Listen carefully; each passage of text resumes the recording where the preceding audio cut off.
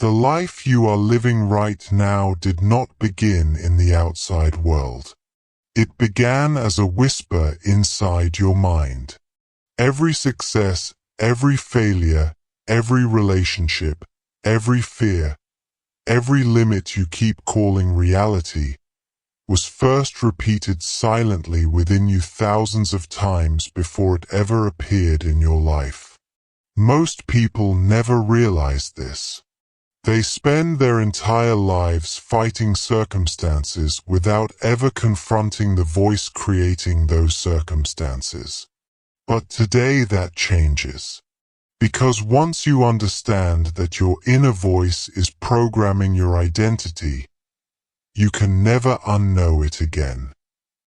There is a voice inside your head that never truly goes silent. Even now, while you are listening to these words, that voice is active, commenting, judging, predicting, remembering, comparing, and most people never realize something terrifying about that voice. It is shaping their entire reality. Not occasionally, not randomly, constantly. You speak to yourself more than anyone else on this planet ever will. More than your family, more than your friends, more than your enemies. And the most dangerous part is this. You stopped noticing it.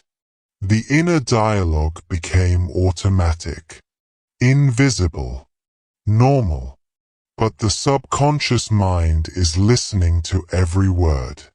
That's the key. Your subconscious does not care whether what you repeat is true. It only cares whether it is repeated. Read that again in your mind. The subconscious records repetition, not truth. And the voice you repeat becomes the reality you recognize. That sentence alone explains most human suffering. Because people wake up every day repeating the same emotional commands. I'm exhausted. Nothing ever changes. I'm behind in life. I'm not attractive enough. I always mess things up. And after years of repetition, they stop hearing these thoughts as thoughts. They hear them as identity. That is how programming works. Quietly, gradually, emotionally. You don't become confident overnight. You don't become insecure overnight either. You become whatever your inner voice repeatedly rehearses. The voice you repeat becomes the reality you recognize. You have a choice. But first you must become aware of the recording. Most people are not consciously thinking. They are replaying. That is the difference. A conscious mind creates. An unconscious mind repeats. And repetition is powerful because the brain is designed to automate whatever happens consistently. That is why habits become automatic. That is why fears become automatic. That is why self-doubt becomes automatic. The brain says, this thought keeps appearing. It must be important. And eventually the thought becomes a belief.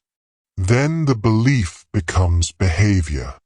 Then the behavior becomes personality. Then the personality becomes destiny.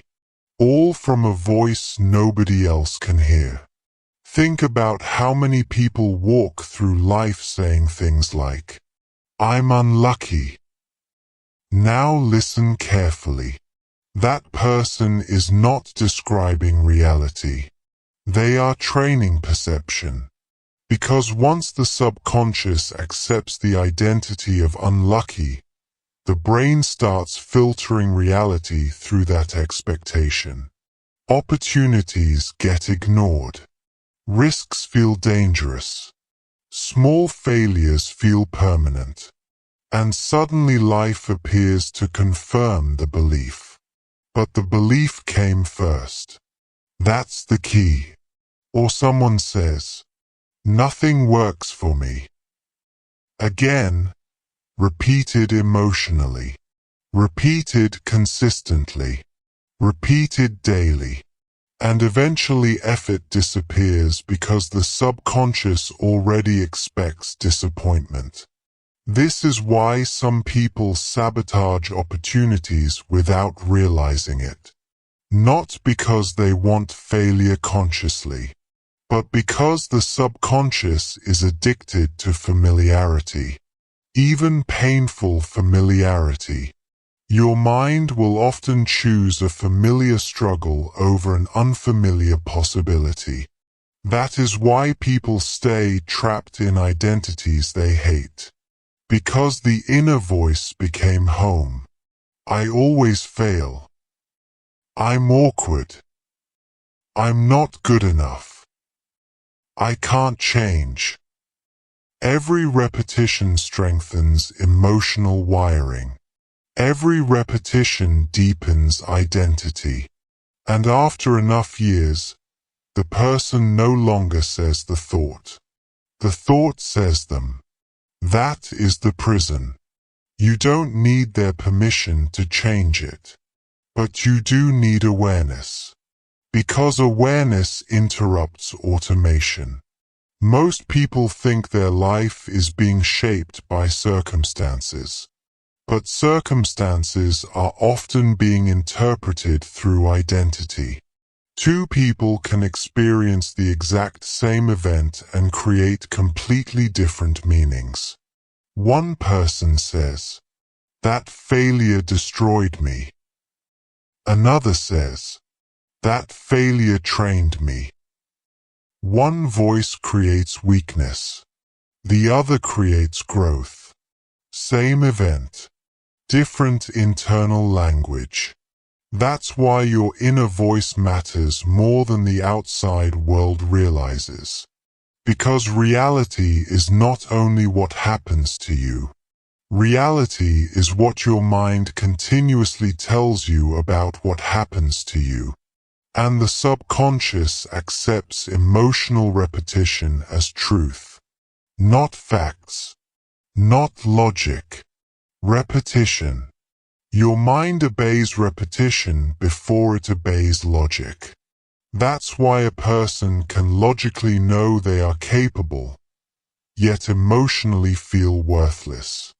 Because emotion repeated long enough becomes identity stronger than logic. You can read motivational books all day. You can listen to podcasts all week. But if your internal voice still says, "I'll probably fail anyway," that voice wins. Every time.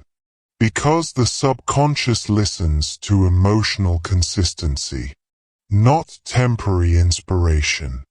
That's why transformation is not about motivation. It's about reprogramming.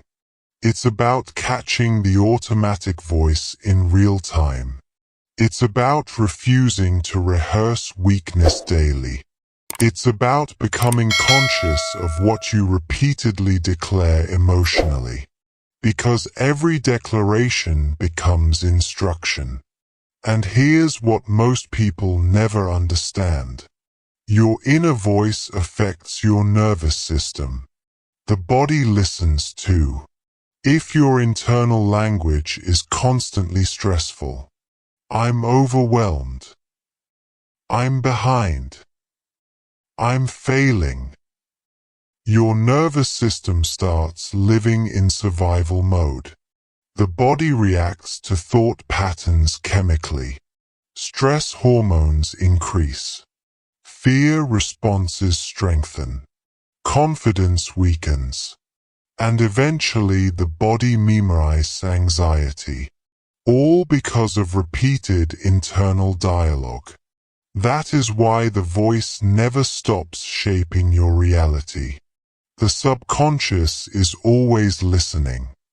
The nervous system is always adapting, and identity is always being reinforced. You have a choice. You can keep repeating the same internal script and keep producing the same emotional life, or you can interrupt the recording. That interruption changes everything. The moment you catch the voice and say, "No, that is not the identity I am building anymore," that moment matters. Even if the new voice feels unfamiliar, even if it feels uncomfortable, even if the old programming fights back, because every new identity feels unnatural at first. Why? Because the old voice has been repeated longer. That's the key. The brain trusts familiarity before possibility. But familiarity can be changed. One repetition at a time. One interruption at a time. One conscious declaration at a time. This is not fake positivity. This is neurological conditioning. The voice you repeat becomes the reality you recognize. Never forget that. Because your life tomorrow will largely be shaped by what you repeatedly say to yourself today. The voice never stops. The question is it building you or destroying you? You mastered awareness of the voice. Now it's time to understand something even deeper. Why does the subconscious obey emotional repetition so powerfully? Why does fear become identity so quickly? And why do most people unknowingly program themselves into limitation? Your subconscious mind does not debate with you. It does not analyze your words logically. It does not pause and ask, "Is this belief healthy? Is this fear rational? Is this identity useful?" No, it accepts instruction. That's the key. And the most dangerous instructions are not the words you say casually. They are the words you repeat emotionally. Because your subconscious says yes to whatever you repeat with emotion. Read that carefully. Not occasionally. Repeatedly. Not intellectually. Emotionally. That is why fear becomes identity so easily. A thought repeated with emotional intensity becomes a command. And once the subconscious accepts a command, it begins organizing your behavior around it. Quietly, automatically, relentlessly. That is why people can destroy opportunities without consciously understanding why. The programming is already running underneath awareness. For example, a person afraid of rejection does not simply feel nervous. No, their subconscious has already accepted a deeper identity. I am someone who gets rejected. Now watch what happens. They hesitate before speaking. They overanalyze messages. They seek constant reassurance. They avoid vulnerability. They expect abandonment before connection even begins. And eventually, the relationship collapses. Then they say, "See, I knew it." But the subconscious was following instructions the entire time. That's the key. Fear is not passive. Fear programs behavior. And behavior creates evidence. The subconscious says, "You repeated this emotionally. Therefore it must be true." That is why emotional repetition matters more than temporary motivation. You can consciously want confidence, But if you emotionally rehearse rejection every day, the subconscious obeys the stronger pattern.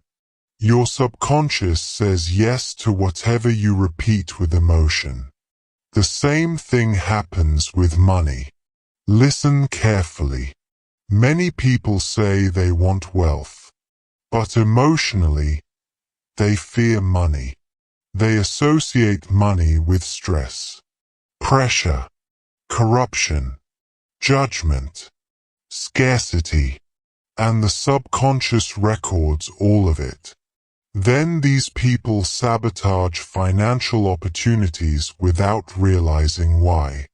They procrastinate, undercharge, avoid risk, feel guilty receiving, because the subconscious is trying to protect the identity it already accepted. Money is dangerous. People like me never become wealthy. Success changes people. Repeated emotionally. Repeated consistently. So the subconscious says, understood. I will keep you aligned with this belief. That's how powerful emotional programming is. You have a choice.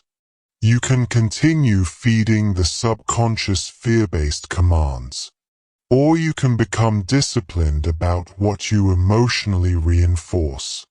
Because it is not about information. It is about conditioning. That's the key.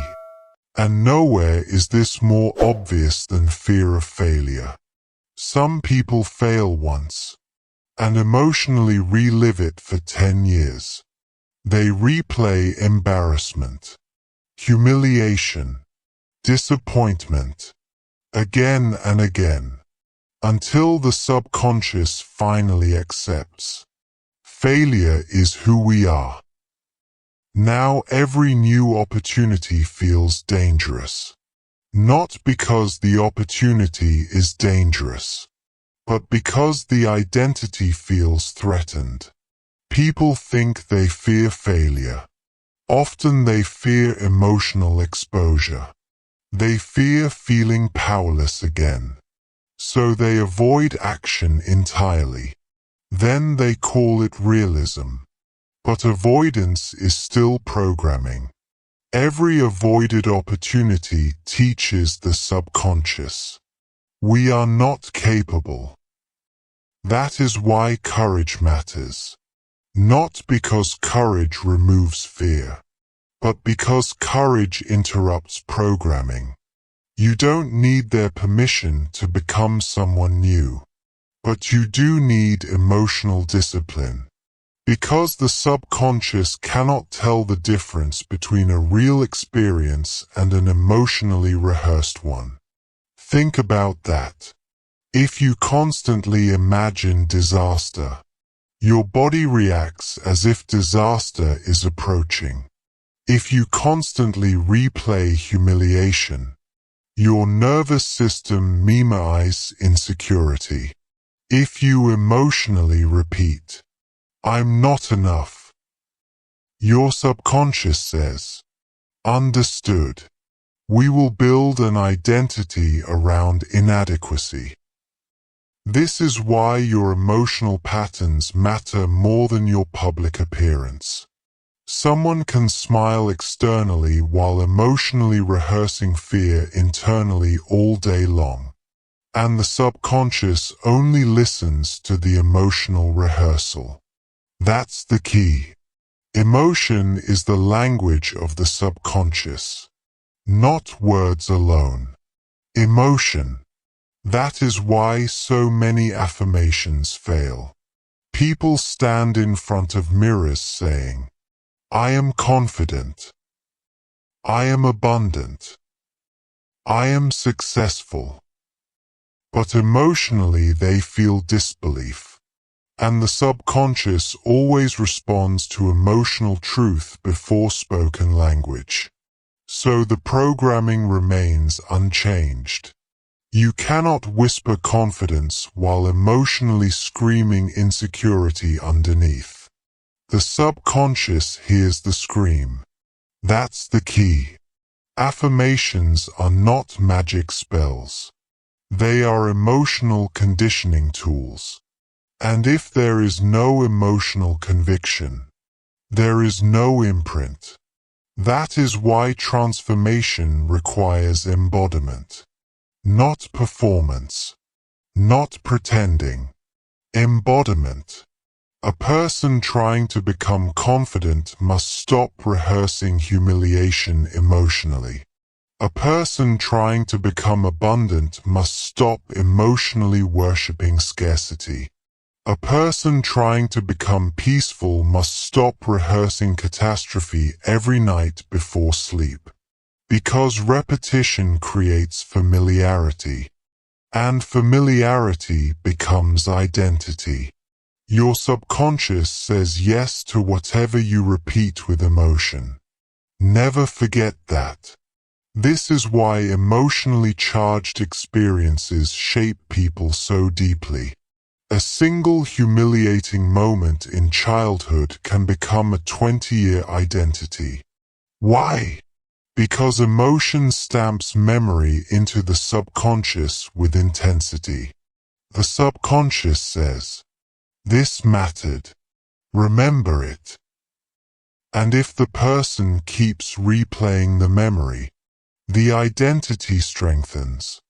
Again, and again, and again, until eventually the emotional wound becomes personality. But you have a choice. You can stop feeding old programming. You can stop emotionally rehearsing pain every day. You can stop introducing yourself to yourself through weakness. That's the discipline.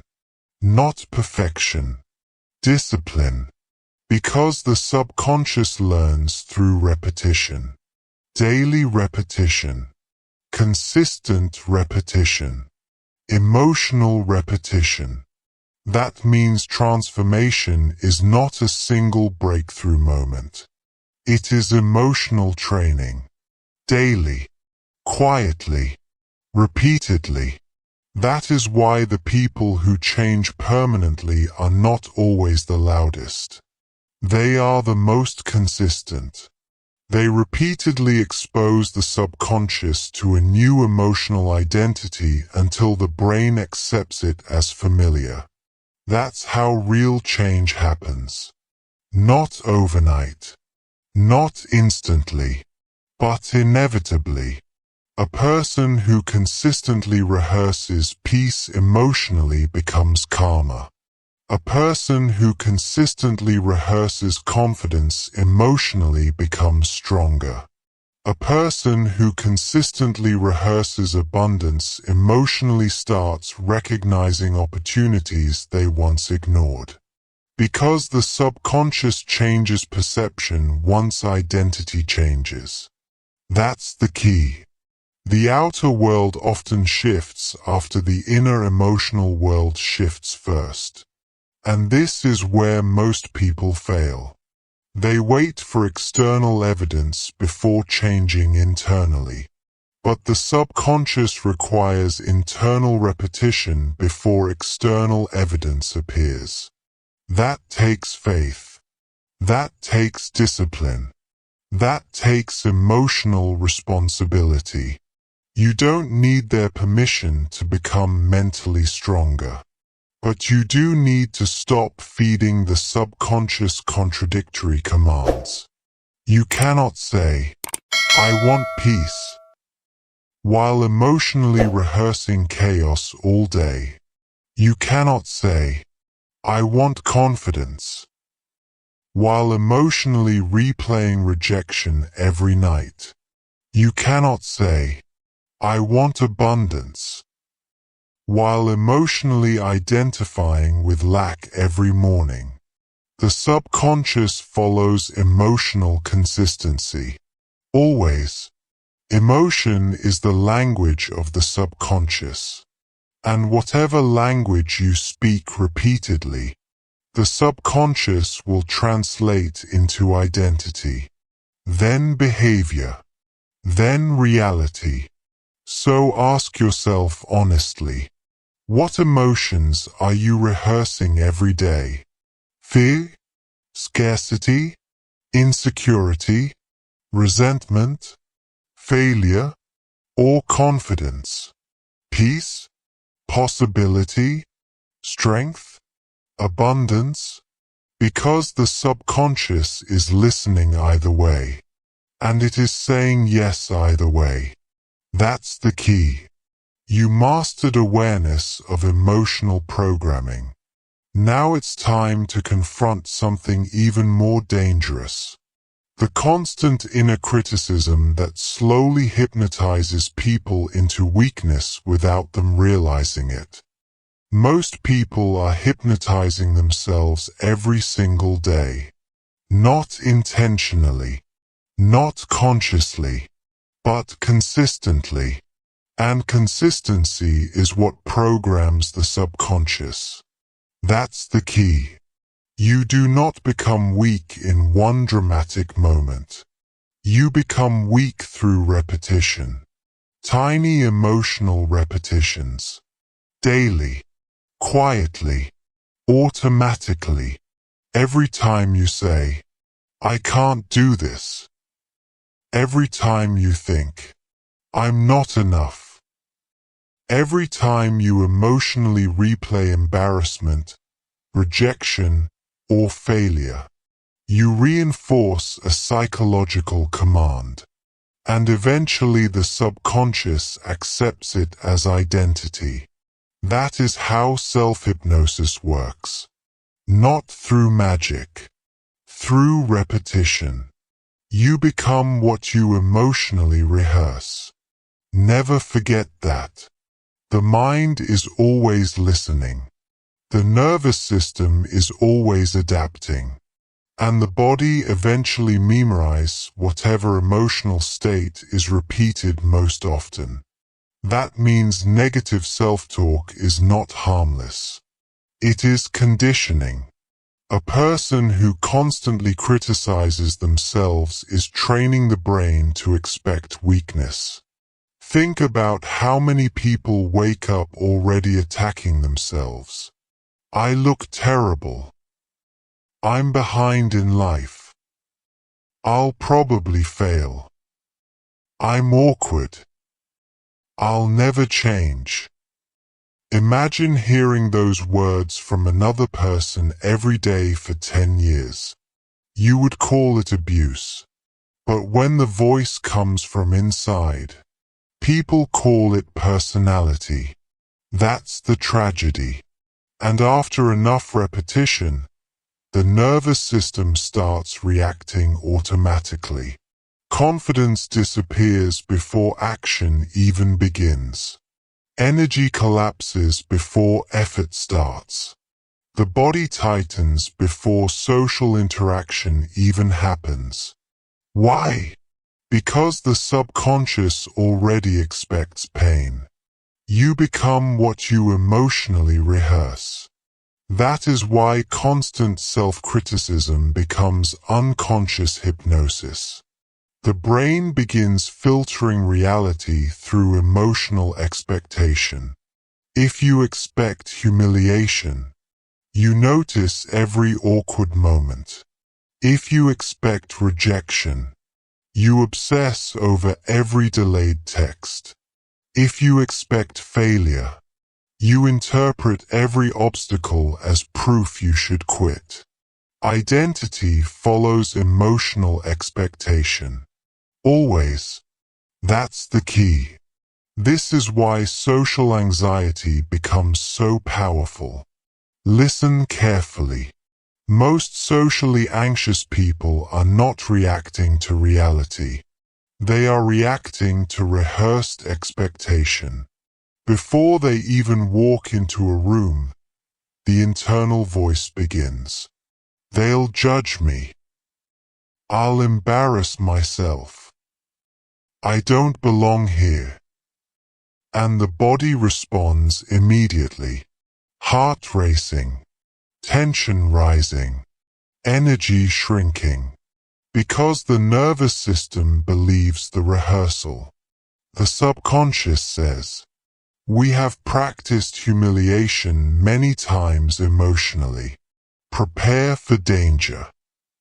Then the person becomes quiet, awkward, withdrawn. And afterward they say, "See, I knew I was socially awkward." But the subconscious created the emotional state first. That's the key. The same pattern appears in financial insecurity. Some people are physically safe financially, yet emotionally trapped in scarcity every day.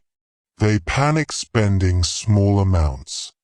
They constantly fear losing everything.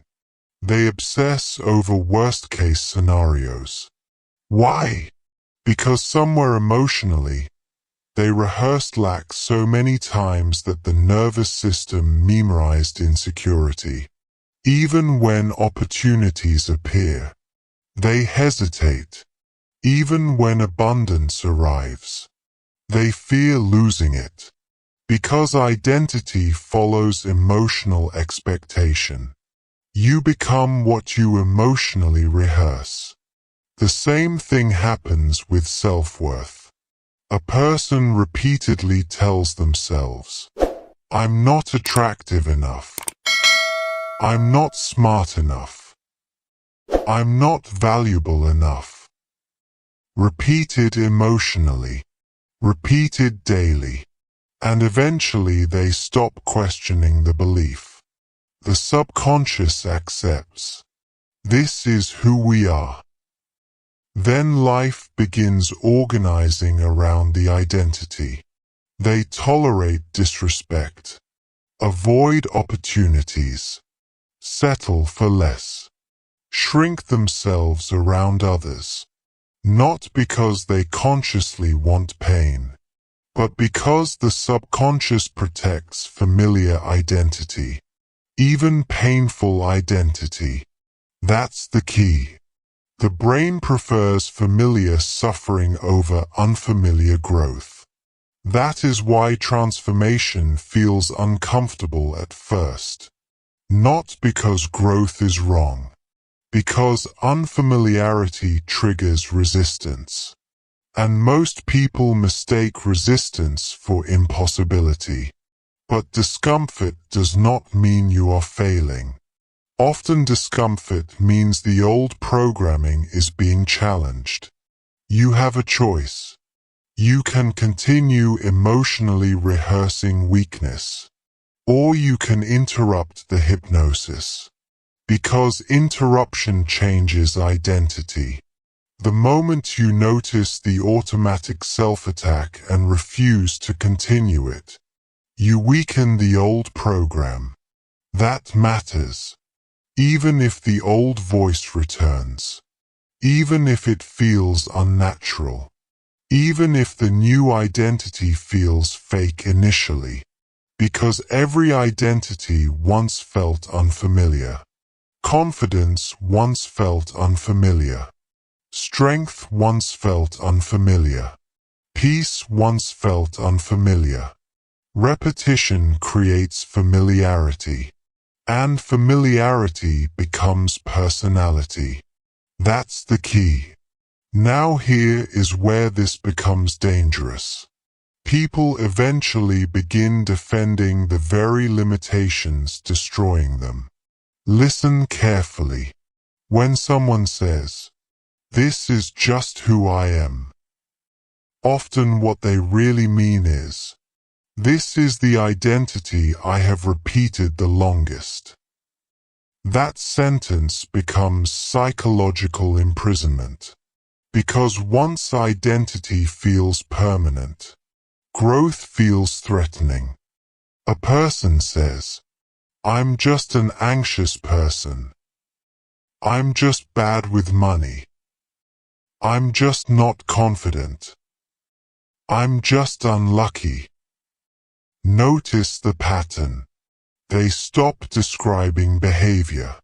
They start worshipping identity. And the subconscious obeys. The personality you protect becomes the prison you live in. Never forget that. Some people defend their suffering because suffering became familiar. They defend insecurity because insecurity became identity. They defend limitation because limitation became predictable. And predictable feels safe to the nervous system, even when it hurts. That's why many people sabotage growth unconsciously. Growth threatens the old identity, and the subconscious fears identity death more than discomfort. That is why people stay in toxic relationships, stay broke, stay insecure, stay silent, not because they enjoy pain, but because the familiar identity feels psychologically safer than change. That's the key. You do not need to hate yourself into transformation. That strategy never works long term. Shame weakens identity further. What you need is disciplined awareness. You need to stop rehearsing emotional weakness daily. That is the work. Not perfection. Awareness. Discipline. Interruption. Replacement.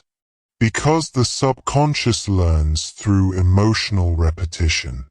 So if you want confidence, you must emotionally rehearse confidence consistently.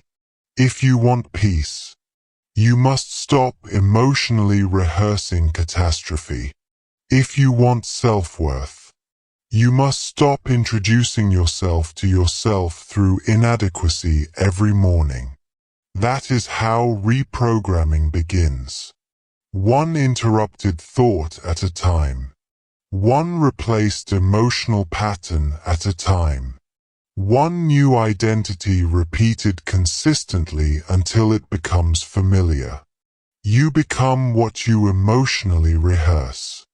That sentence explains both destruction and transformation. And this is where responsibility begins. Not blame. Responsibility. Because once you become aware of the hypnosis, you can stop participating in it. You can stop emotionally poisoning yourself every day. You can stop worshipping the personality created by past pain. You can stop protecting the identity that keeps you trapped. You don't need their permission to evolve beyond your old programming. But you do need consistency, because the nervous system changes through repetition, not inspiration. Repetition. Daily emotional repetition. That's the key. The personality you protect becomes the prison you live in. So ask yourself honestly, what identity are you rehearsing every day? Weakness? Fear? Scarcity? Shame? Insecurity? Or strength? Confidence? Peace? Discipline? Possibility? Because the subconscious is always listening. And whatever identity you emotionally rehearse long enough, eventually becomes reality. You mastered awareness of self-hypnosis. Now it's time to confront the deeper truth most people never realize. Your personality was never fixed to begin with. It was programmed. One of the most destructive lies you have ever been taught is this. This is just who I am. That sentence has trapped millions of people inside identities they never consciously chose. Read that again carefully. Most people did not consciously create their personality. They inherited it, conditioned it, repeated it, defended it, and eventually called it themselves. That's the key. Identity is repetition remembered. Not destiny. Not permanence. Repetition. Most people think personality is fixed because they have repeated the same emotional patterns for so many years that the patterns feel permanent. But permanence is often just familiarity experienced for a long time. A person says, "I've always been anxious. I've always been insecure. I've always struggled." No. You have repeated those emotional states long enough that your nervous system memorized them. That is very different. Because if identity was programmed, identity can be reprogrammed. You have a choice. And that realization changes everything. The personality you have today is largely accumulated subconscious conditioning. Years of repeated emotional experiences, repeated thoughts, repeated reactions, repeated internal language. Eventually repetition became identity. Identity is repetition remembered. That is why two children can grow up in completely different emotional realities even inside the same world. One child hears, "You are capable. You matter. You can figure this out."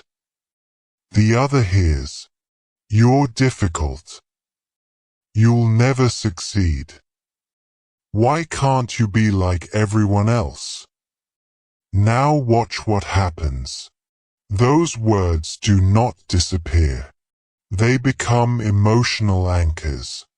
The subconscious records emotionally charged experiences with enormous intensity, especially in childhood, because children absorb before they analyze. That's the key. A child does not hear criticism objectively. A child internalizes it personally. A teacher humiliates them in front of classmates. A parent constantly compares them. A sibling becomes the successful one. A rejection happens publicly, and suddenly the subconscious begins forming identity conclusions. I'm not enough. I'm invisible. I'm embarrassing. I'm not lovable. Then those emotional conclusions get repeated for years internally. Eventually the person becomes an adult still emotionally obeying childhood programming, without realizing it. That is why adulthood is often unconscious repetition of childhood emotional conditioning. People think they are making free choices. Many times they are replaying old identity programs. A person terrified of rejection may simply be reliving emotional humiliation from years ago. A person obsessed with proving themselves may still be emotionally chasing approval they never received. A person who constantly self-sabotages success may unconsciously associate visibility with danger because criticism once hurt them deeply. That's the key. Emotional memories become identity anchors. And the subconscious protects identity at all costs. Even destructive identity. That is why change feels uncomfortable. Not because change is impossible. Because identity resists replacement. The nervous system wants familiarity. Even painful familiarity. You have to understand this if you want transformation. Otherwise, you will mistake resistance for truth. You will think, "This new version of me feels fake." Of course it does. The old identity has been repeated longer. The brain trusts familiarity before possibility. but familiarity can change. That is the hope. And also the responsibility. Because once you realize your identity was conditioned, you can stop worshipping it as destiny.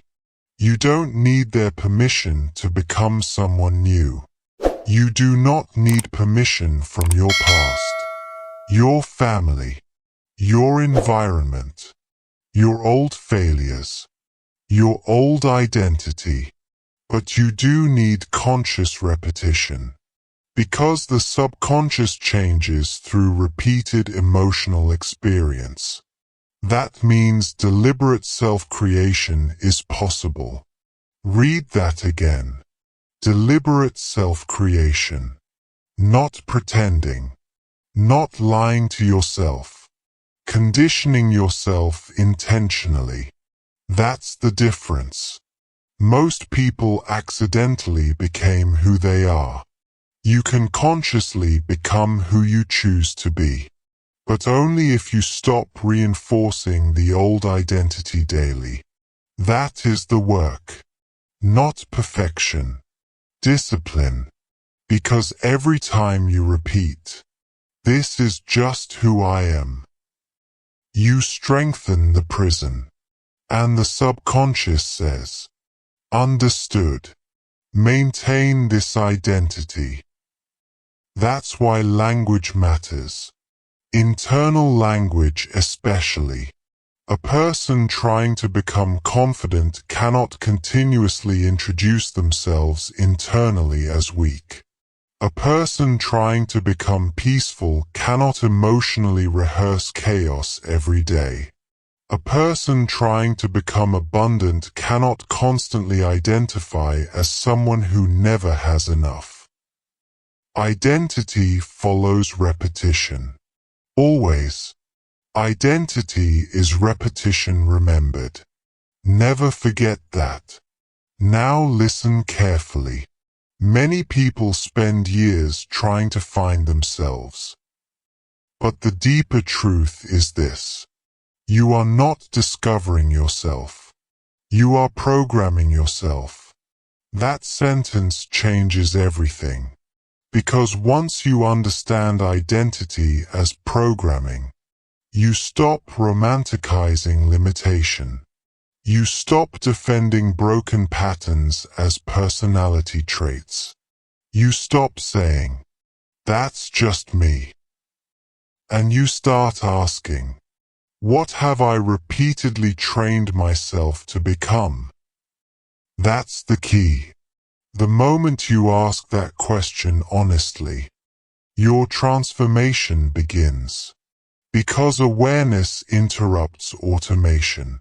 Suddenly you notice the patterns, the repeated fear, the repeated insecurity, the repeated emotional loops, the repeated identity statements. And once you notice them, you can replace them. Not instantly, but consistently. That is how reprogramming works. A new identity must be emotionally rehearsed until it feels familiar. Not once. Repeatedly. Daily. Emotionally. You become calm by repeatedly practicing calmness. You become confident by repeatedly interrupting insecurity. You become disciplined by repeatedly acting against emotional weakness. The nervous system learns through repetition. That's the key. And this is why your environment matters so much. If you spend every day surrounded by people reinforcing your old identity, transformation becomes harder. Not impossible. Harder. Because identity is socially reinforced. People often expect you to remain who you used to be. And when you change, it threatens their familiarity. That is why some people mock growth. They are emotionally attached to your old identity. But you have a choice. You can continue performing the old personality for the comfort of others. Or you can consciously build a new one. You don't need their permission. And understand this clearly. Your future will never become larger than the identity you emotionally rehearse daily. A person who constantly repeats, "I'm evolving. I'm becoming stronger. I can handle more," begins behaving differently. Not because magic happened. Because identity shifted first. And behavior follows identity. Always. That's the key. Your life changes the moment your subconscious accepts a new self-concept. Then perception changes. Behavior changes. Standards change. Decisions change. Relationships change. Because identity determines what feels normal. And most people are living inside identities they never consciously examined. That ends now. You are not trapped in your old emotional conditioning. You are not chained permanently to childhood programming. You are not required to remain psychologically loyal to an outdated identity. You are not discovering yourself. You are programming yourself. So ask yourself honestly, what identity are you reinforcing every single day? Victim? Failure? Fearful? Invisible? Unworthy? Or disciplined? Confident? Capable? Resilient? Powerful? Because repetition is building someone. Right now. And whoever that person becomes will eventually feel like you. That's the key. You mastered the truth about identity. Now it's time to understand something even deeper. Your nervous system is constantly rehearsing emotional reality, even when nothing is happening externally. Your nervous system is listening to your imagination. Right now. Not just your actions. Not just your environment. Your imagination. That is one of the most important truths you will ever understand.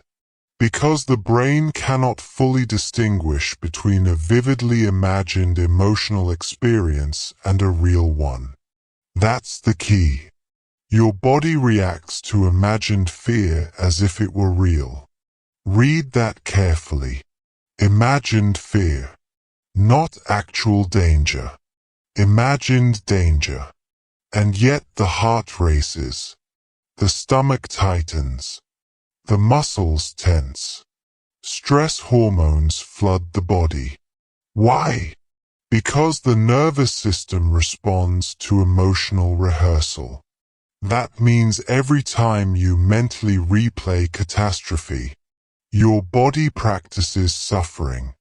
Every time you imagine failure, your nervous system rehearses defeat. Every time you emotionally visualize rejection, your body prepares for humiliation. This is happening constantly. Most people are conditioning themselves without realizing it. That is why emotional rehearsal matters so much. Because rehearsal becomes familiarity. And familiarity becomes identity. Your future is being emotionally practiced right now. That's the key. Think about someone who constantly worries. What are they actually doing? They are visualizing. But negatively. Worry is negative visualization. Anxiety is mental rehearsal for disaster. Most people never understand this. They think worry is preparation. It is not. It is conditioning. A person lies awake at night imagining, What if I fail? What if I embarrass myself? What if everything falls apart? And the nervous system reacts immediately. The body cannot tell the difference between an actual threat and an emotionally rehearsed one. So stress becomes chronic. Fear becomes familiar. Anxiety becomes automatic. Your body reacts to imagined fear as if it were real. That sentence explains modern suffering more than most people realize. Because many people are physically safe, but emotionally living in imagined catastrophe every single day. And eventually the nervous system memorizes survival mode. That is why some people feel exhausted all the time. Not because they are physically overworked. Because they are emotionally over-rehearsing danger. Their minds never stop predicting disaster. Imagine someone preparing for a job interview. One person visualizes failure. They won't like me. I'll freeze. I'll sound stupid. Before the interview even begins, the nervous system is already flooded with tension. Voice shaky, body tight, confidence collapsing. Then the interview goes badly, and afterward they say, "I knew it." But they emotionally rehearsed failure before reality even arrived. That's the key. Another person walks into the same interview differently. Not arrogantly. Conditioned differently. They rehearsed calmness, preparedness, capability. Their nervous system enters the room with a different emotional state. And emotional state changes behavior. Always. That is why visualization matters. Not because visualization is fantasy. Because the nervous system learns through rehearsal. Athletes understand this. Elite performers understand this. Military training understands this. The brain adapts to repeated imagined experience. That means the question becomes, what are you rehearsing every day emotionally? Failure? Embarrassment? Scarcity? Abandonment? Disaster?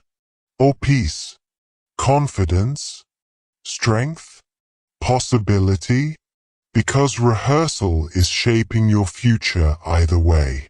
Your future is being emotionally practiced right now. That's the key. Now listen carefully. Catastrophic thinking is one of the fastest ways to program anxiety into the nervous system. And most people do it unconsciously. A small problem happens. And immediately the mind jumps to worst-case scenarios. A text goes unanswered. They must be angry. A bill arrives. I'm going broke. A mistake happens. My life is ruined. Notice the pattern. The nervous system never gets rest because the imagination constantly predicts collapse. That creates chronic tension.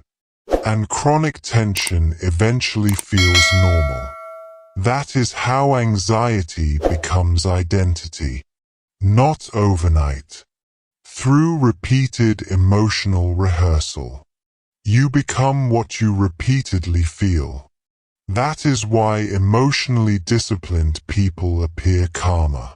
Not because life is easier for them. Because they stopped rehearsing disaster all day. That's the difference. You have a choice. You can continue training your nervous system to expect danger. Or you can consciously train it to expect possibility.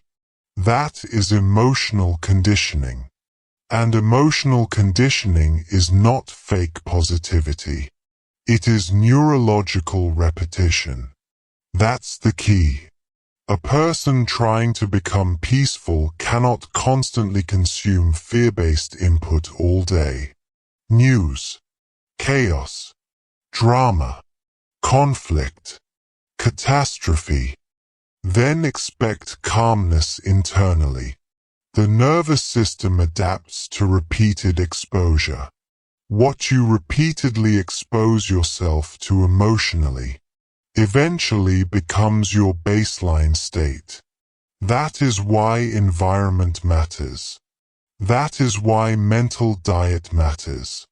That is why imagination matters. Because the body listens to repeated emotional signals. Now understand this carefully. Visualization is not about pretending problems do not exist. It is about consciously rehearsing the emotional state you want the nervous system to normalize. Confidence, calmness, abundance, peace, capability. That is the practice. Not denial. Conditioning.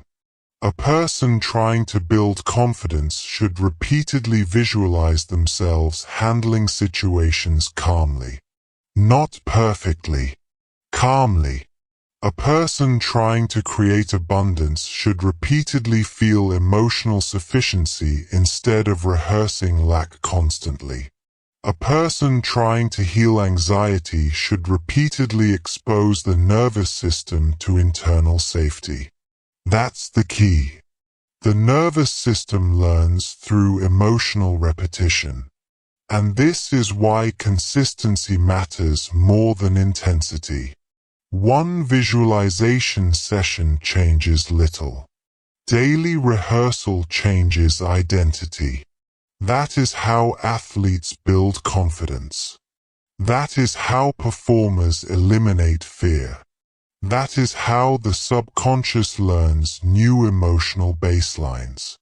Repeated exposure. Repeated rehearsal. Repeated conditioning. Your future is being emotionally practiced right now. Never forget that. Now ask yourself honestly, what emotional future are you rehearsing daily? Because many people say they want peace while emotionally practicing panic. They say they want confidence while emotionally rehearsing humiliation. They say they want success while emotionally visualizing failure every night before sleep. The nervous system obeys the stronger pattern. Always. That's the key. And here is where transformation becomes practical. You must begin interrupting destructive rehearsal consciously. The moment catastrophic thinking begins. Pause. Interrupt it. Replace it. That is the work. Not perfection. Discipline. Because every interrupted fear loop weakens old conditioning. And every repeated visualization of strength builds new conditioning. You don't need their permission to regulate your inner world differently. But you do need repetition. Daily repetition. Because the nervous system changes slowly through familiarity. That means your future personality is being built emotionally before it appears externally. The calm version of you must be rehearsed. The disciplined version of you must be rehearsed. The abundant version of you must be rehearsed. Not occasionally. Repeatedly. Emotionally. That's the key. Most people rehearse suffering so consistently they accidentally become experts at anxiety. You must become equally disciplined at rehearsing peace. That changes the nervous system. That changes identity. That changes behavior. And eventually, that changes reality. Your body reacts to imagined fear as if it were real. But it can also learn confidence through emotional rehearsal. It can learn safety. It can learn strength. It can learn peace. You have a choice. And whatever emotional future you rehearse long enough, your nervous system will eventually accept as familiar.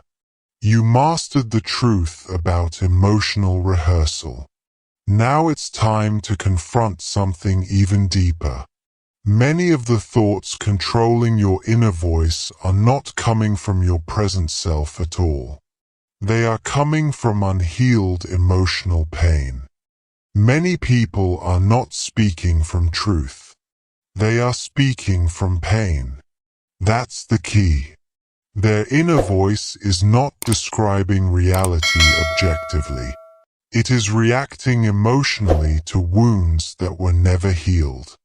And when emotional pain goes unhealed, it becomes identity. Rejection becomes self-definition. Failure becomes personality. Abandonment becomes expectation. Then the subconscious builds an entire internal world around the wound. Quietly. Automatically, relentlessly. That is why some people cannot receive love without fear, cannot experience peace without suspicion, cannot experience success without anxiety, because emotionally, they are still speaking from old pain. Listen carefully. An emotionally wounded mind does not see reality clearly. It predicts repetition. That is what wounds do. A person rejected deeply in the past often begins saying, "People always leave." Now notice what happened.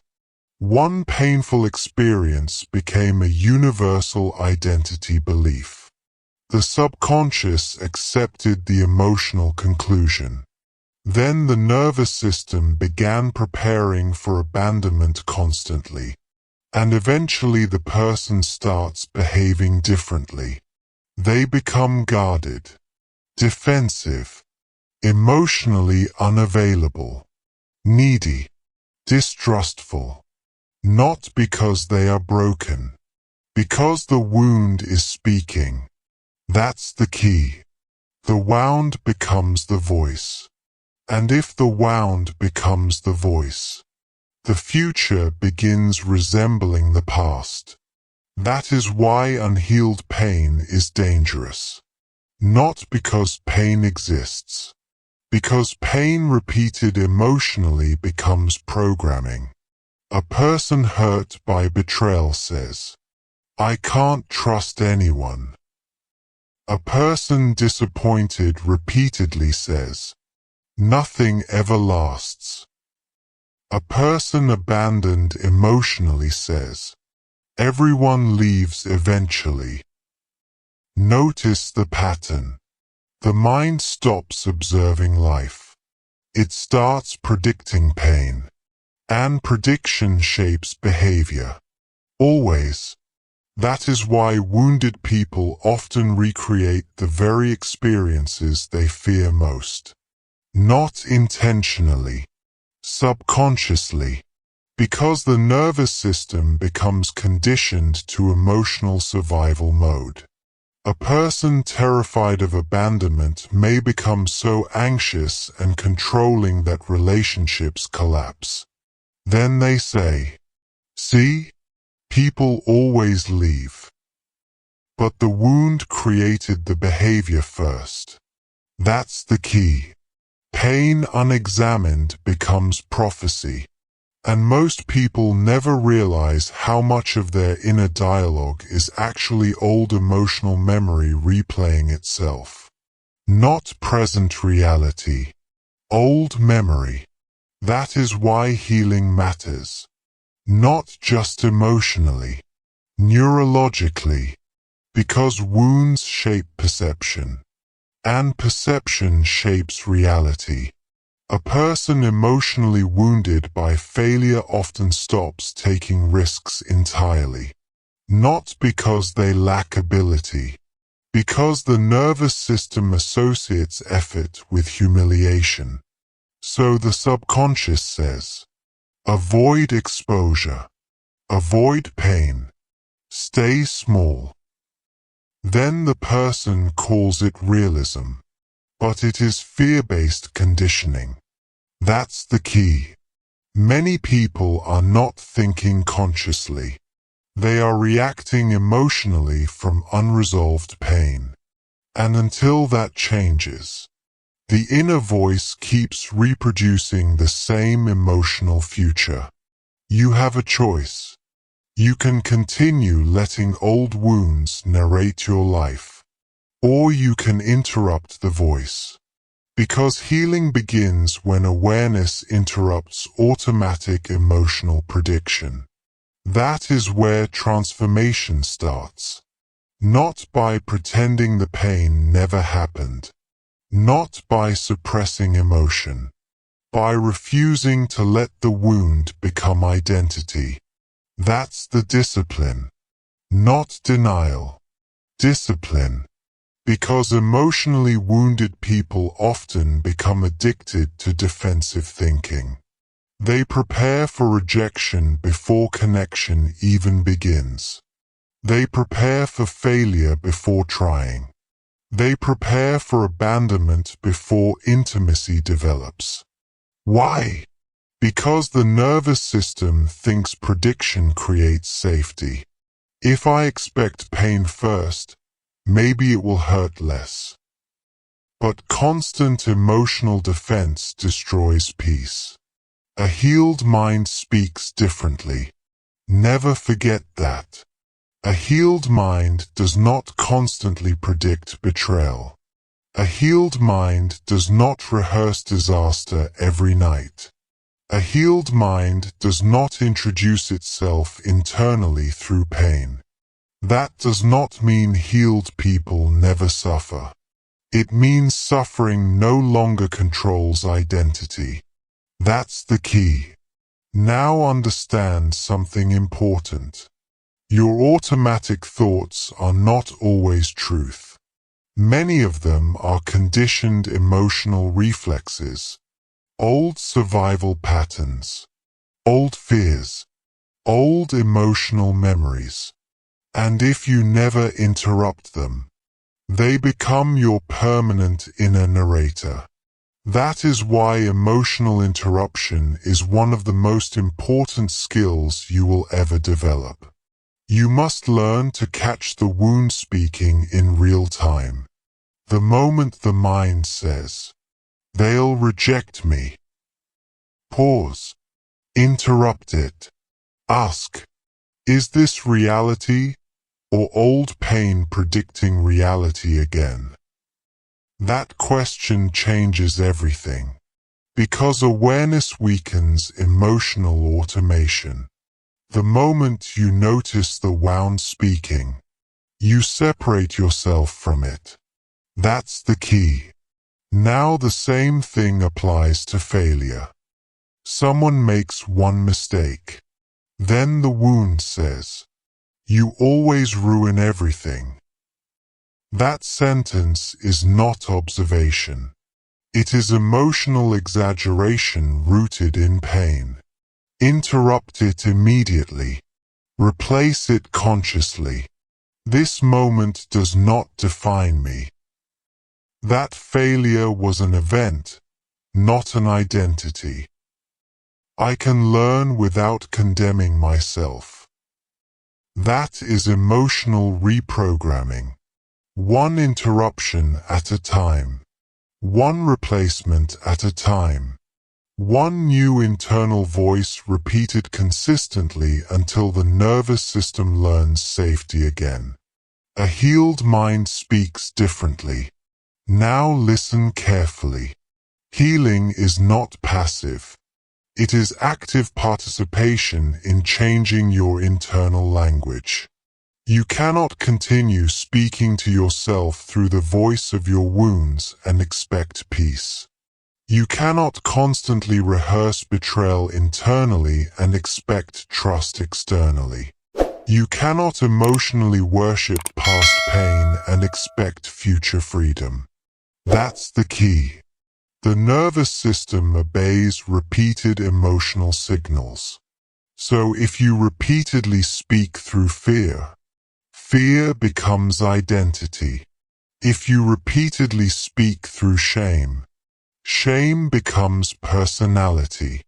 If you repeatedly speak through rejection, you begin expecting rejection everywhere. That is why your inner dialogue matters so much. Because the subconscious listens to emotional tone more than logic. And wounded language creates wounded identity. You have a choice. You can keep emotionally reliving old pain, or you can begin building a different internal voice. One based on awareness. One based on emotional responsibility. One based on healing instead of prediction. That takes discipline, especially at first, because the old voice feels familiar, and the nervous system trusts familiarity, even painful familiarity. But familiarity can be changed. That's the hope, and also the responsibility. A healed mind speaks differently. It says, I can handle discomfort without collapsing. Not everyone is my past. I do not need to expect betrayal to protect myself. My future is not required to repeat my wounds. That is strength, not emotional numbness. Emotional maturity. That's the key. And understand this clearly.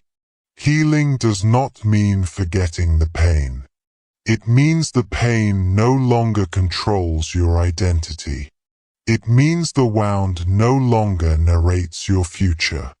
It means your inner voice becomes stronger than your past conditioning. That is freedom. And freedom begins internally first. So ask yourself honestly, who is speaking inside your mind right now? Your present self? Or your old wounds? Because one voice creates healing. The other keeps reproducing pain.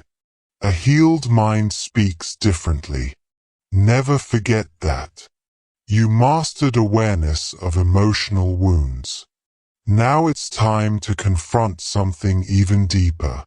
Your external life may already be reflecting the identity your inner world keeps repeating. Most people believe their environment is shaping them, but many times, they are unconsciously shaping the environment. That's the key. Your beliefs influence what you notice, what you tolerate, what you pursue, what you avoid, what you believe you deserve. And over time, your external life begins organizing around your internal identity. That is why two people can walk into the same world and experience completely different realities. One sees opportunity. Another sees danger. One expects growth. Another expects disappointment. One attracts healthy relationships. Another repeats emotional chaos. Why? Because beliefs shape perception. And perception shapes behavior. Then behavior creates outcomes. That cycle repeats until the environment begins reflecting the identity. Your outer world is revealing your inner world. Never forget that. People often think life is happening randomly. But the subconscious constantly pushes people toward what feels emotionally familiar. Even when familiarity is destructive.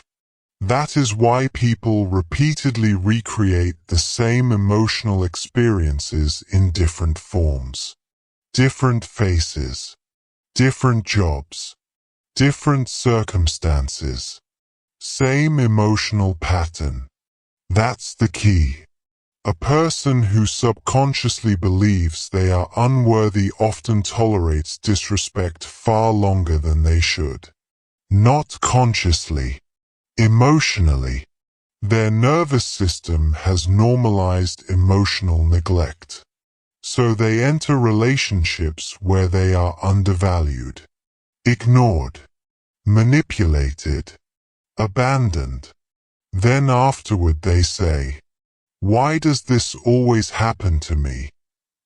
But the subconscious was unconsciously attracted to familiarity. Not because they wanted pain, because the identity recognized the emotional environment. That is why healing changes attraction. A healed mind no longer feels emotionally comfortable inside toxic patterns. That's the key. Now look at financial struggle. Many people say they want abundance, but subconsciously identify with scarcity. And identity shapes behavior. A person who believes, "I never have enough," behaves differently. They panic emotionally, avoid opportunities, underestimate themselves, fear investment, sabotage progress. Not because success is impossible, because the subconscious protects the familiar identity. Then the external environment starts matching the internal expectation. The person remains trapped financially while reinforcing the belief. See? Nothing changes. But the belief was shaping behavior long before the outcome appeared. Your outer world is revealing your inner world. That sentence explains more than most people realize. Because external reality often mirrors internal conditioning. Not perfectly, but consistently. That's the key. Now understand this clearly. Self-sabotage is not random. It is identity protection. A person begins making progress, then suddenly procrastinates, avoids opportunity, creates conflict, quits too early. Why? Because growth threatens the old identity. The subconscious says, "This new life feels unfamiliar. Return to what we know." Even if what it knows is struggle. That is why some people destroy opportunities the moment things start improving. Not consciously, subconsciously. Because the nervous system confuses familiarity with safety. And unfamiliar success can feel emotionally dangerous to an identity trained in limitation. You have a choice. You can keep repeating unconscious patterns. Or you can become aware of the emotional blueprint shaping your environment. That's where transformation begins. Because awareness interrupts automatic attraction. Now listen carefully. Many people spend years trying to change external circumstances while protecting the same internal identity. That never works long term. You cannot consistently create a peaceful life while emotionally identifying with chaos. You cannot consistently attract healthy relationships while emotionally rehearsing abandonment. You cannot consistently create abundance while internally worshipping scarcity. The subconscious always leaks into behavior. Always. That's the key. A person who fears rejection may unconsciously choose emotionally unavailable partners repeatedly. Because emotionally unavailable people feel familiar. A person who feels unworthy may reject healthy love because safety feels unfamiliar. A person conditioned by struggle may unconsciously create problems during periods of peace because chaos feels emotionally normal. That is how powerful subconscious attraction patterns become. And most people never notice the pattern because they only focus on the outcome. Not the identity producing the outcome. But the pattern matters more than the event. Always. Your outer world is revealing your inner world. Look honestly at your environment. Your relationships. Your habits. Your standards. Your emotional patterns. Your repeated struggles. They are revealing something.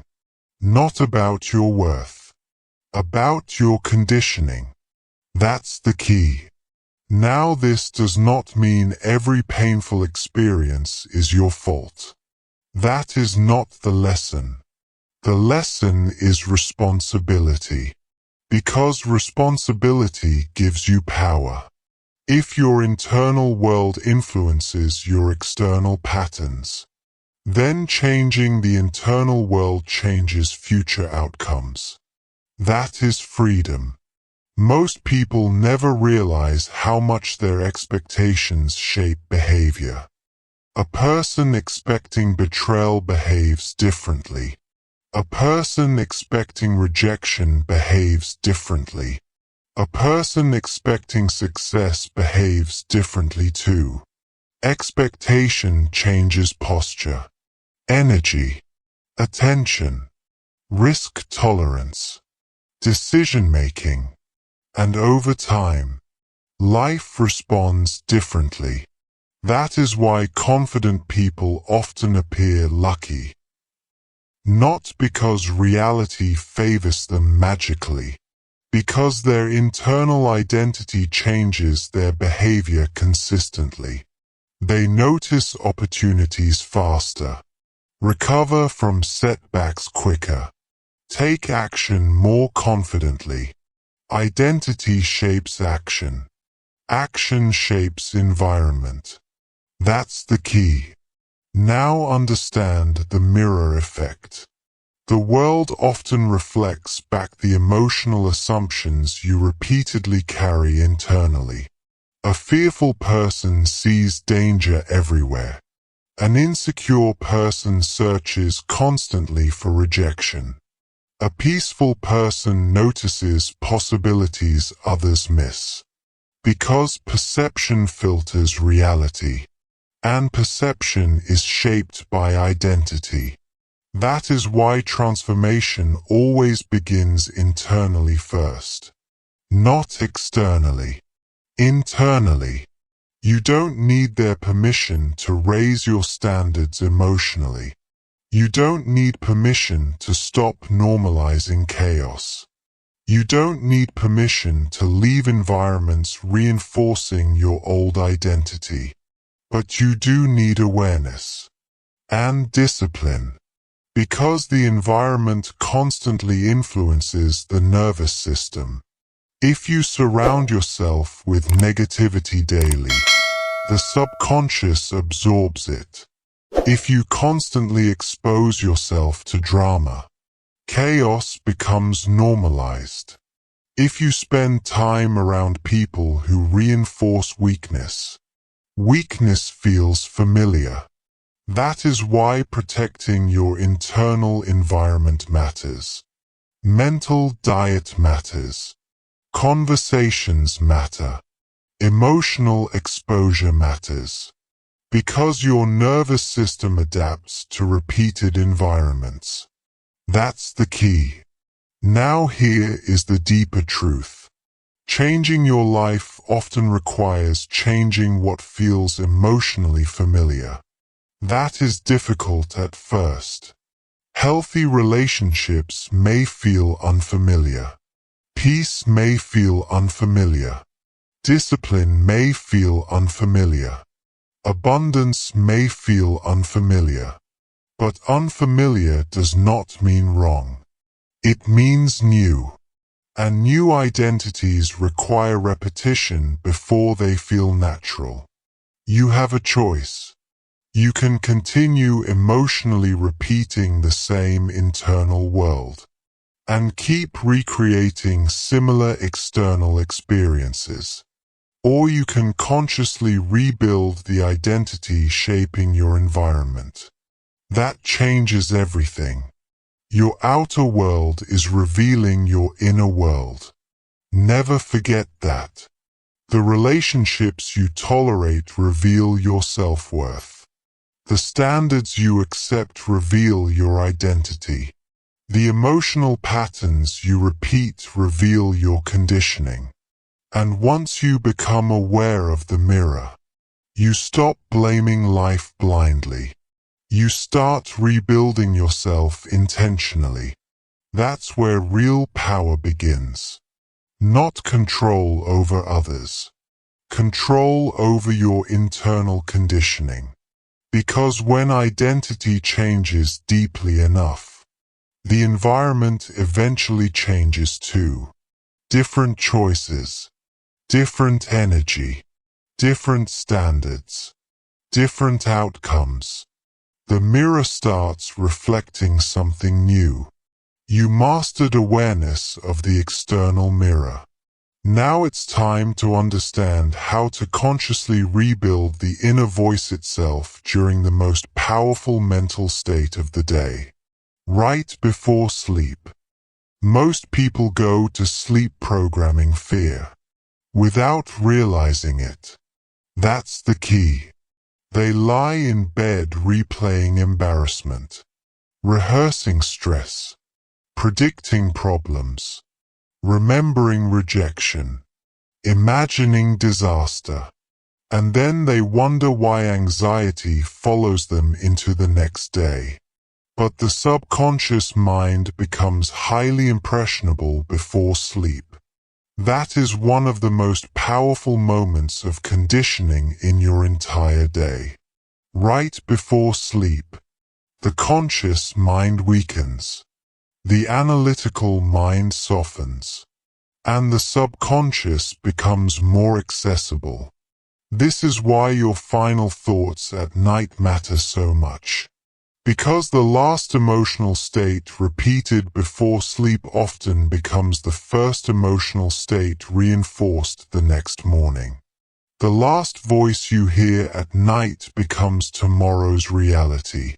Never forget that. Your brain begins shifting into slower brainwave states before sleep. Theta states. Deeply receptive states. States connected to emotional learning, memory, and subconscious imprinting. That's the key. This is why nighttime mental habits shape identity more powerfully than most people realize. If you fall asleep emotionally rehearsing fear every night, your nervous system memorizes fear.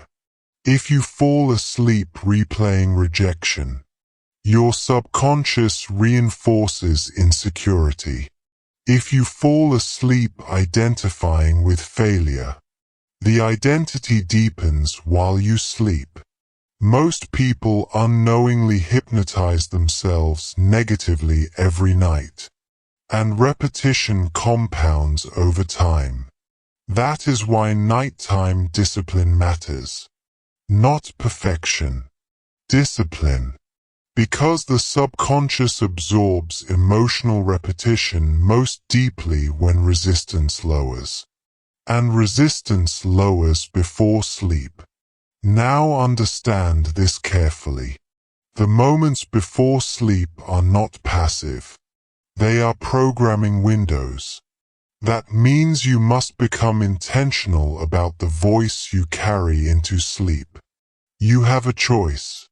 You can keep emotionally feeding the subconscious chaos every night, or you can consciously recondition the mind before rest. That changes everything. The last voice you hear at night becomes tomorrow's reality. That's the key. Now listen carefully. Most people spend their nights consuming emotional poison.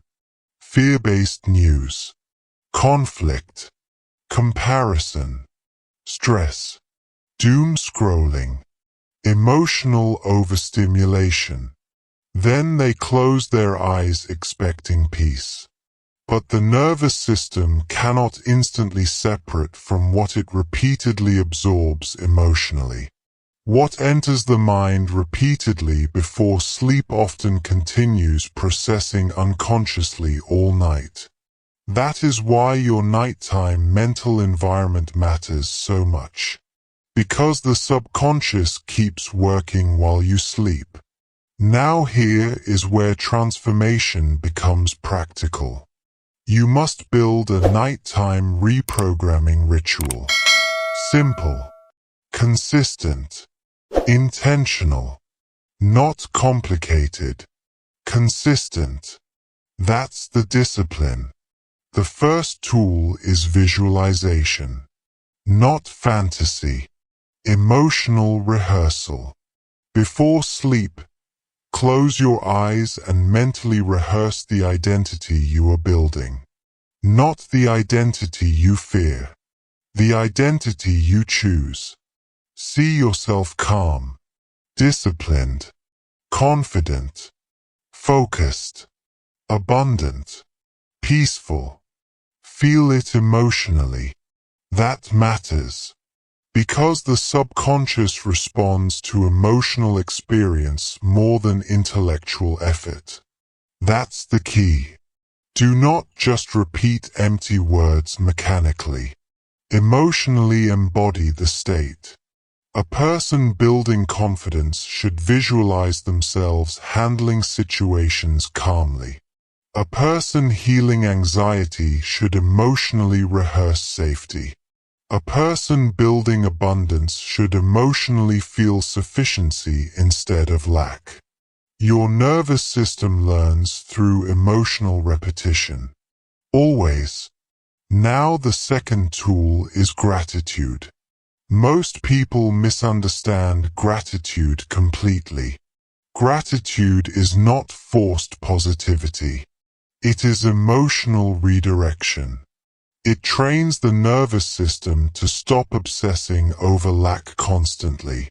Because whatever the mind repeatedly focuses on emotionally, the subconscious magnifies. A person who constantly rehearses what is missing strengthens emotional scarcity. A person who consistently rehearses appreciation strengthens emotional sufficiency. That's the key. So before sleep, train yourself to focus deliberately on what is stable, meaningful, and working. Even small things. Peace, breath, progress, growth, opportunity, awareness. This shifts emotional conditioning gradually over time. Now the third tool is repetition. Identity statements repeated consistently before sleep begin reshaping subconscious expectation. Not once. Repeatedly. Daily. Emotionally. Statements like, I am becoming emotionally stronger. I can handle discomfort calmly. I no longer speak to myself through fear. I trust myself more every day. I am building a peaceful mind. Notice the difference. These are not desperate affirmations trying to deny reality. They are identity conditioning statements. That's the key. You are teaching the subconscious a new emotional baseline. One repetition at a time. Now the fourth tool is emotional filtering. You must stop carrying emotional chaos into sleep. That means limiting unnecessary negativity before bed. Not because the world is perfect. Because the nervous system becomes what it repeatedly consumes emotionally. You cannot spend 2 hours feeding the mind fear and expect peace internally afterward. That is not how conditioning works. You don't need their permission to protect your mental environment. But you do need discipline, especially at night. Because nighttime repetition compounds powerfully over months and years. Now understand something important. Transformation through subconscious repetition is slow at first. Most people quit too early because they expect immediate emotional change. But emotional conditioning works through accumulation. A single night changes little. 100 nights changes identity. That's the key. Consistency rewires emotional patterns over time. The nervous system gradually accepts the new emotional state as familiar. And once familiarity changes, identity changes. Then behavior changes naturally. That is why peaceful people are not always people without problems. Often they are people who stopped emotionally rehearsing chaos every night. That is the difference. A disciplined inner voice creates a disciplined nervous system. Now imagine 2 people going to sleep. One person spends the night replaying stress, fear, insecurity, and worst-case scenarios. The other spends the night rehearsing calmness, gratitude, strength, and possibility. Which nervous system do you think wakes up differently over time? That's the key. The subconscious compounds emotional repetition quietly, night after night, month after month, year after year. And eventually what was once unfamiliar becomes automatic. Peace becomes automatic. Confidence becomes automatic. Emotional regulation becomes automatic. Because the nervous system learned through repetition. The last voice you hear at night becomes tomorrow's reality. Never forget that. Now ask yourself honestly, what voice are you carrying into sleep every night? Fear? Scarcity? Resentment? Failure? Chaos? Or healing? Strength? Possibility? Peace? Discipline? Because whatever emotional state you rehearse before sleep, the subconscious continues strengthening after your eyes close. That's the power of nighttime conditioning. And this is where responsibility begins again. Not blame. Responsibility. Because once you understand how powerful these moments are, you stop treating nighttime mental habits casually. You stop feeding the subconscious emotional poison before sleep. You stop rehearsing catastrophe unconsciously every night. And you start intentionally building a new internal voice. One night at a time. One repetition at a time. One emotional state at a time.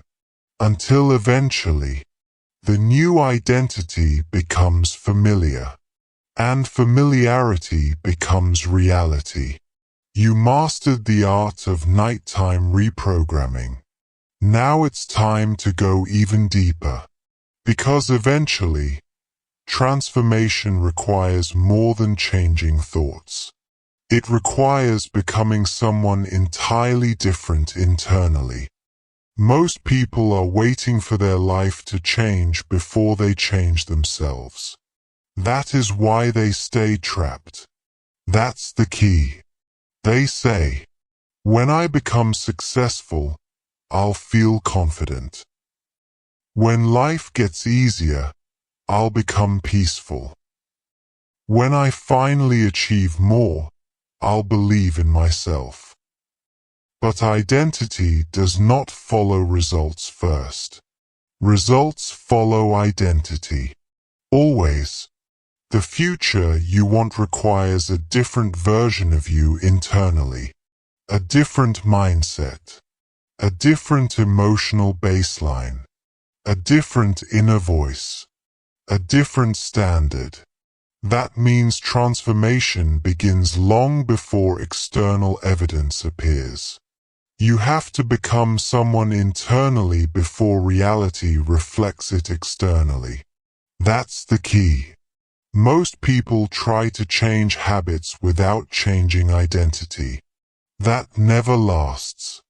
A person says, "I want discipline," but internally still identifies as lazy. So eventually the old identity pulls behavior backward. A person says, "I want confidence," but internally still introduces themselves emotionally through insecurity. So the nervous system keeps reproducing hesitation, because habits follow identity, not motivation. Read that carefully. Motivation is temporary. Identity is structural. Motivation fluctuates. Identity stabilizes behavior. That is why truly disciplined people do not rely on emotion constantly. They rely on identity. They see themselves differently. A disciplined person says, "This is who I am now." And behavior follows naturally. That's the key. Now understand something important. There are two ways people move through life: as victims or as creators. Victims believe life happens to them. Creators understand their internal world influences their external behavior. Victims constantly say, "This always happens to me. I can't change. I'm just unlucky." Creators ask, what identity created this pattern? What emotional habits must change? What version of me would handle this differently? Notice the difference. One mindset reinforces helplessness. The other creates responsibility. And responsibility creates power. You have a choice. You can keep emotionally identifying with your past, or you can start building the identity your future requires. That's where transformation begins. Because powerful people speak differently internally. Not perfectly. Differently. A weak identity says, "I hope I can handle this." A stronger identity says, "I will adapt." A fearful identity says, "What if I fail?" A stronger identity says, "I can survive discomfort." A victim asks, "Why is this happening to me?" A creator asks, "What is this teaching me?" That shift changes everything. Because internal language shapes emotional state. And emotional state shapes behavior. That's the key. Most people underestimate how much their future depends on self-concept. A person who sees themselves as weak behaves cautiously. A person who sees themselves as capable behaves decisively. A person who identifies with failure avoids opportunity. A person who identifies with growth tolerates discomfort differently. Identity changes interpretation. And interpretation changes action. That is why your future begins the moment your identity changes. Not later. Now. The external world may take time to respond, but internally, transformation begins immediately once identity shifts emotionally. Now listen carefully. Future self-embodiment is one of the most powerful psychological tools you can develop. That means you stop waiting emotionally to become the future version of yourself. You begin embodying that identity now. Not pretending. Practicing. There is a difference. A person becoming disciplined asks, "What would the disciplined version of me do right now?" A person becoming confident asks, "How would my future self speak internally in this moment?" A person becoming peaceful asks, "How would the healed version of me respond emotionally here?" That's the work. Daily identity embodiment. Because the nervous system learns through repeated emotional exposure. And every time you embody the future identity, you weaken the old one. That's the key. Now understand this clearly. Your future self is not built in giant dramatic moments. It is built in small repeated decisions. How you speak to yourself. How you respond to stress. How you handle discomfort. How you recover from mistakes.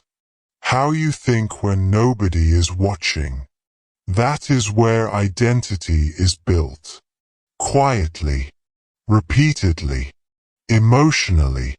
You don't need their permission to become mentally stronger. You don't need permission to stop acting like your old self. You don't need permission to outgrow your previous identity. But you do need consistency. Because the subconscious trusts repetition. Always. Now here is where many people fail. They emotionally cling to the old identity while trying to create a new future. That creates internal conflict. They say, "I want confidence," while constantly speaking to themselves through fear. They say, "I want peace," while emotionally rehearsing chaos every day. They say, "I want abundance," while still identifying with scarcity internally. The subconscious follows the strongest emotional identity, not wishful thinking. That's the key. Future self-embodiment requires emotional alignment. Your thoughts, reactions, standards, and habits must gradually match the identity you want to become. And yes, at first it feels unfamiliar, maybe even uncomfortable. Good. That means the old programming is being challenged. Remember this. Unfamiliar does not mean impossible. It means new. Every powerful identity once felt unnatural. Confidence once felt unfamiliar. Discipline once felt unfamiliar. Peace once felt unfamiliar. But repetition changed familiarity. And familiarity became identity. That's how transformation happens. Now imagine two people facing the exact same challenge. One says, "This is too hard. I can't handle this." The other says, "This is uncomfortable, but I'm becoming stronger through it." Same circumstance. Different identity. Different future. Because emotional interpretation determines growth. That's the key. Your future begins the moment your identity changes. Not when the money arrives. Not when people approve of you. Not when circumstances become perfect. The moment identity changes internally, your behavior starts changing. Your standards start changing. Your reactions start changing. Then eventually your environment changes too. That is how real transformation works. Inside first, outside second. Now ask yourself honestly, who are you rehearsing becoming every day? A victim or a creator? Someone controlled by fear? Or someone learning emotional discipline? Someone emotionally attached to the past? Or someone building the future intentionally? Because your identity is shaping your future right now. Not someday. Right now. That is why your inner voice matters so deeply. It determines who you believe you are becoming. And eventually, you act accordingly. Your future begins the moment your identity changes. Never forget that. Because once the identity shifts deeply enough, the old life no longer fits. The old habits no longer fit. The old emotional patterns no longer fit. And the future begins pulling you toward a different reality naturally. You mastered identity embodiment. Now there is only one final truth left to confront. The life you want has been waiting for a new internal voice this entire time. Everything changes the moment you understand this. Your inner voice has been shaping your life the entire time. Not luck. Not fate alone. Not coincidence. Your inner dialogue. That's the key. The thoughts you repeated emotionally became beliefs. The beliefs became identity. The identity shaped behavior. And behavior slowly built your reality. Quietly. Daily. Repeatedly. Most people never notice this happening. They think their life is being created externally. But long before reality changes externally, reality is rehearsed internally first.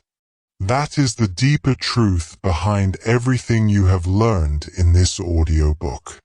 The voice inside your mind became the blueprint of your life. The fearful voice created fearful decisions. The insecure voice created insecure behavior. The wounded voice created wounded expectations. The powerless voice created hesitation. And over time, the external world slowly began reflecting the internal one. Your outer world is revealing your inner world. Never forget that. Most people have spent years unconsciously programming themselves. That is why their life keeps repeating emotionally. Different situations. Different people. Same internal patterns. Because the subconscious repeats what feels familiar. Even when familiarity creates suffering. That's the key. A person repeatedly saying, "I always fail," eventually behaves differently. A person constantly emotionally rehearsing rejection begins expecting rejection everywhere. A person identifying with struggle unconsciously normalizes struggle. Then eventually they call the pattern reality. But the programming came first. This is why awareness changes everything. Because once you become conscious of the voice, you stop obeying it automatically. You interrupt it, question it, replace it, recondition it. That is where freedom begins. Not outside you. Inside you, you have a choice. That sentence matters more than most people realize.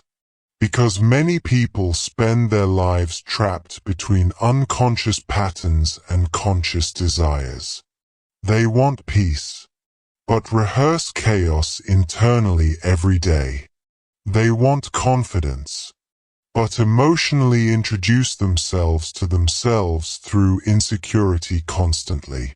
They want abundance, but worship scarcity emotionally every morning.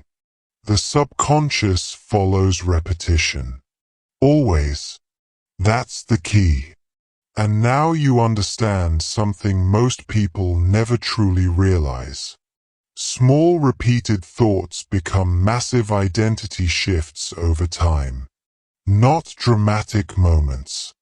Repeated moments. A single fearful thought changes little. 10,000 repeated fearful thoughts create personality. A single confident decision changes little. Repeated confident behavior creates identity. That is why discipline matters more than intensity. Most people wait for emotional certainty before changing. That is backwards. Change creates certainty. Repetition creates certainty. That's the key. The person you become tomorrow depends on what you repeatedly rehearse today. Emotionally, mentally, behaviorally. Now understand this clearly. This audiobook was never about pretending negativity does not exist. It was about awareness, responsibility, conditioning. Because your subconscious does not care what you wish for. It responds to what you repeatedly reinforce emotionally. That means every day you are either strengthening the old identity or building a new one. Every thought matters. Every emotional reaction matters. Every repeated internal sentence matters. Because repetition becomes familiarity, and familiarity becomes identity. Then identity becomes reality. A new life begins with a new internal voice. Never forget that. Now listen carefully. This is the moment where excuses end. Not because your pain was fake. Not because your wounds were imaginary, but because awareness creates responsibility. Once you understand the mechanism, you can no longer pretend your inner world does not matter. You can no longer casually rehearse self-destruction mentally every day. You can no longer feed fear constantly while expecting peace. You can no longer worship limitation while asking for transformation. That's the key. No blame. No shame. No excuses. Only awareness and choice. Because the moment you become conscious of your conditioning, you gain the ability to change it. Slowly. Consistently. Intentionally. You don't need their permission to rebuild yourself mentally. You don't need permission to stop speaking through fear. You don't need permission to evolve beyond your past identity. But you do need discipline. Because the old voice will fight for survival. It will say, "This isn't who we are. This feels fake. We've never been this confident before." Good. That means the programming is being challenged. Remember this. Every new identity feels unnatural before it becomes familiar. Every transformation begins awkwardly.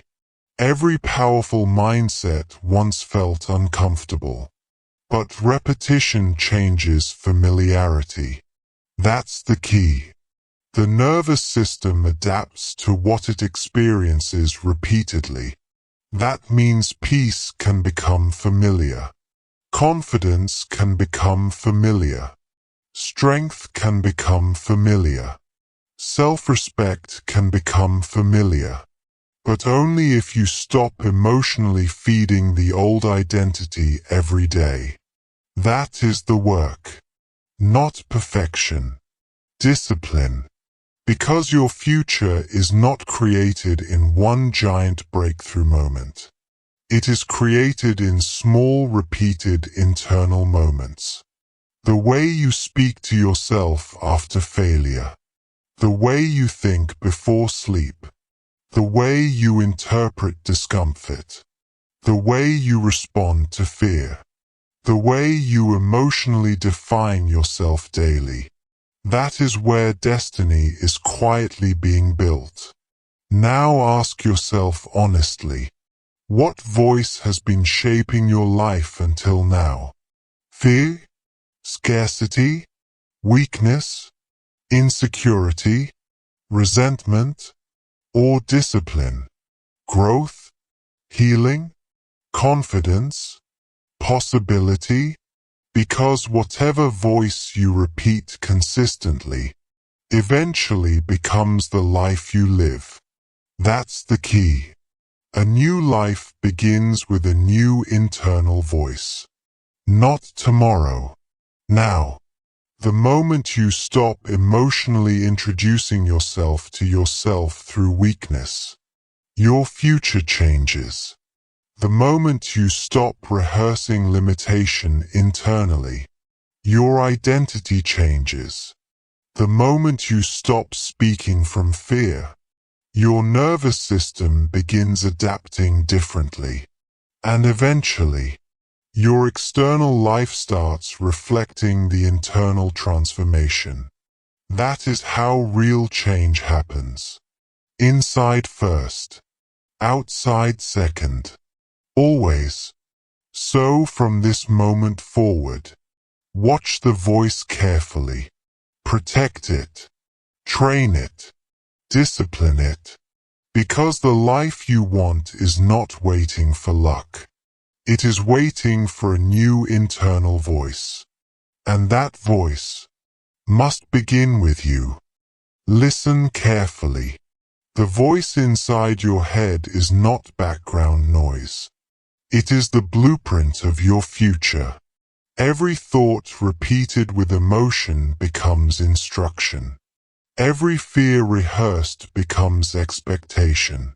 Every limitation accepted becomes identity.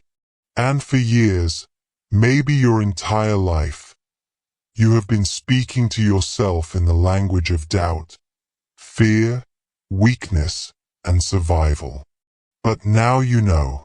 You know the subconscious is always listening. You know your nervous system is always adapting. You know your identity is being shaped every single day by what you repeatedly say, feel, and believe. So tonight, before you sleep, listen to your inner voice carefully. Because the person you become tomorrow is already being programmed right now. And here is your challenge. For the next 30 days, refuse to speak to yourself like your past self. Build a new voice. Repeat it daily. Embody it emotionally. And watch what your reality becomes.